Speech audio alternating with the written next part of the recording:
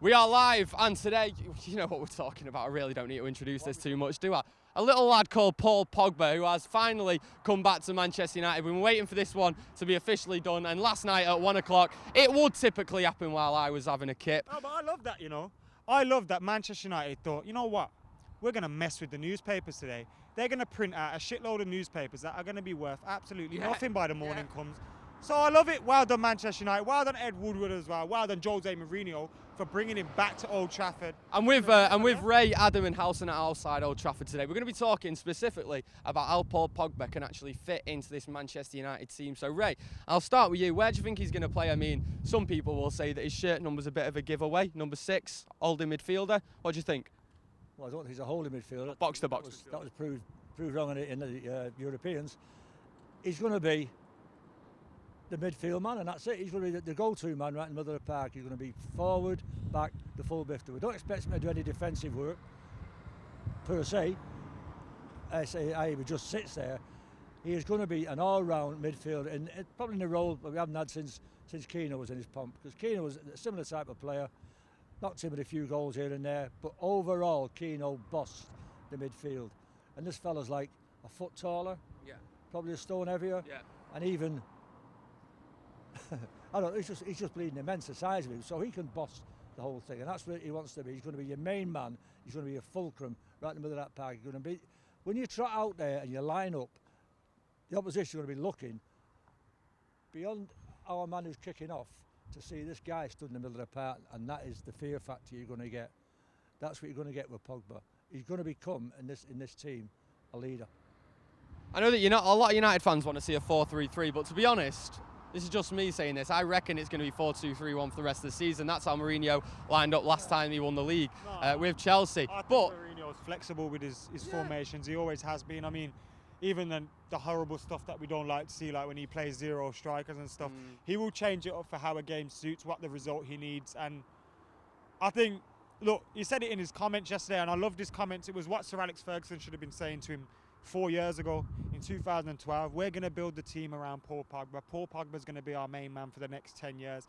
We're going to try and help him achieve what he wants to achieve. He's going to try and help us achieve what we want to achieve. And I think at this moment in time, not only this summer have we brought in a shitload of character that we've been, I know it sounds very Brendan Rodgers-y, but we brought in some serious guys here, some guys that ain't going to be messed around, and they've come here to win. Jose Mourinho, Zlatan Ibrahimovic, Paul Pogba. These are guys that want to win things. They've got that tunnel vision. And when Paul Pogba left Old Trafford, I was reading Rio Ferdinand's comments yesterday about the day he left and the last time he saw Paul Pogba at Carrington, and he said that he's going to be the best player in the world. And that's that kind of focus that you need. It's what Cristiano Ronaldo had. And whether he makes it or not, you can guarantee he'll be a success along the way, whether it's at that top level or, just below that. But fantastic player. Well, let's talk about how specifically he's going to fit into the Man United team. Gee, that's what I mean. Let's get in the comments about him. Nothing standing out actually. No one's got any questions. If you've got some questions, throw some questions in. But if you've got a question, I've got a question for the commenters as well. I want to know how you think Jose Mourinho's going to set up with Paul Pogba, because for me, if we play the same formation that we did on Sunday, he's going to play as the box-to-box and the centre midfield pairing. Who is his centre midfield partner going to be, in your opinion, or who would you like it to be? I think it probably, at least early doors, will be Carrick for the calm leadership that he shows and he displays. But I would ultimately like it to be Schneiderlin. He's a little bit more mobile than Carrick. And I do think Pogba, do you know what? People said he had a bad game for France in the Euro final. He didn't. He had a great game. His position was very limited, and he did his job professionally. Just because he wasn't going on rampaging runs and losing the ball like Sissoko did doesn't mean that he wasn't doing a job. His passing was nearly perfect. He did the job that we need Schneiderlin to do, really. Yeah, his passing was nearly perfect, and you've got to look at Deschamps for the way he deployed one of the best talents in the world incorrectly, right? And I think Manchester United need to. I am looking at the comments. There's no good comments yet. We'll get some, right? I think Manchester United needs to use him as part of the midfield too, with Schneiderlin doing the proper dirty work, the cold-face work, feeding it to Pogba, who's going to charge it up the pitch. But ultimately, I want to see us play 4-3-3 because I think that's a stronger midfield. I think at the moment, there's a bit of a saturation with everyone playing 4-2-3-1. And when everyone's doing one thing, I always want to do the other. Okay. So if everyone's doing 4-2-3-1, I want to see us go to 3 in the middle, dominate that midfield and find some space. Because if you've got 3 in midfield, then you pull someone out of the middle. And that means that the guy, your number 9, gets a little bit more space, and when it's Zlatan, he's coming into that space, allowing the likes of Rashford, Memphis, Martial, Mkhitaryan, the gaps in behind. It's going to help And then all of you've got them your up front. Fullbacks overlapping. Let's have a look if we've got any comments. How long will Pogba be at United? Well, he's just signed a 5-year contract with 1-year extension. Is that what it was? Yeah, That's news to me. Genuinely news to me. Wow, okay. I don't know if he'll stay for that. I hope he could see himself stay. Look, let's face it, if United start hitting Champions League final, Champions League winners, Champions League semis, Champions League final, then why would he want to leave? Yeah. He obviously has some sort of reason why he wanted to come back to Manchester, and it wasn't for 42s. Wasn't for Europa League football. So there's got to be something. Now, if we can be the top team in the world, which I think we can be with him in the team, with Martial in the team, with David De Gea in the team, with Phil Jones not in the team, then I think that he's got a reason to stick around. And I'm just hoping this is an exciting time for Manchester United. It feels like Ray said it before. We're back, man. Before you go to Ray, I'll keep it short because I know the guys at home want to hear from Ray. It's important though that Manchester United, I know it's really exciting. We got Mourinho, we got Zlatan, we got Pogba. Everything's set up for a great season, but it's important because we've had a lack of a pre-season. We've got Bournemouth up. I wouldn't be surprised to see us start slowly, and we need to kind of just curb that a little bit. We've still got a lot of work to do on the team, on the way we play. Maybe there'll be some more ins and outs. Who's going to start in defence? So there's so many questions left for the new manager to sort out. So I don't think we're going to be blitzing teams 10-0 straight away, but the future. It's exciting, man, and it is a very exciting time. But Ray, I don't want to talk too negative here, but are there any sort of weaknesses in the team now that you can see? Just go back to Adam's point quickly.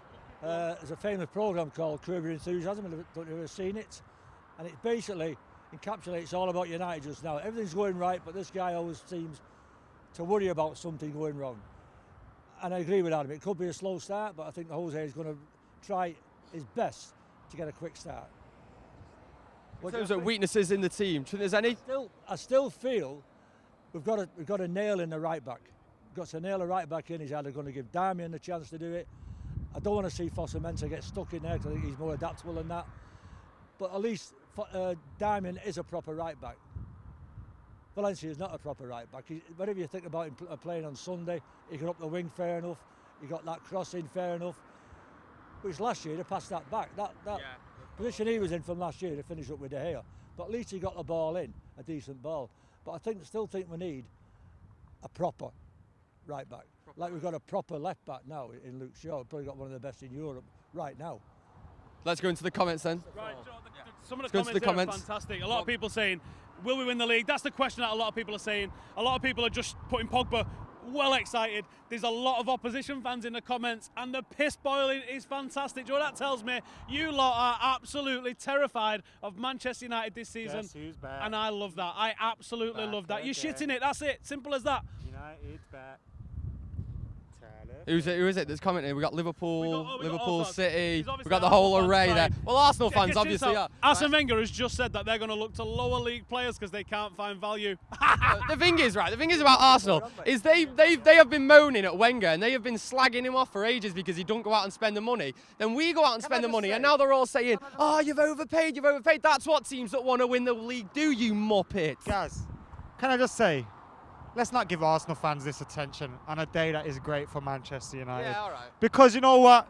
They love it, don't they? There was a poll yesterday that they won. Paul Pogba's not worth it, but you know what? We'll prove it with titles and stuff like that, like Manchester United do. Have you got any neat comments? John Stones for £47 million. What's Pogba's weaknesses? What do you think Pogba's weaknesses? That says it all. Me? I think that some people will say that, and some people say the same about Zlatan Ibrahimovic, where in big games, occasionally he can struggle a little bit. Exactly, that's exactly what I'm about to say. He's a young guy, and it's things like that he's going to improve on. And I don't think there's much room for improvement because he's such a good player already, but he's going to improve still. He is definitely going to improve. So guys, thank you very much for watching today. Should we try and get one more comment? Any more comments? Let me say. Oh man, listen to this team. David De Gea, Luke Shaw, Bailly, Fosu-Mensah, Schneiderlin's still young, Pogba's young, Herrera, who else? Jesse Lingard, we got to say him. He loves Wembley. Marcus Rashford, Marshall. The future's so bright. Andreas Pereira, you know what? He's another one. Yeah, Januzaj, if we keep him around, you just never know. Guys, thank you very much for watching, getting in the comments. We'll see you next time. Laters.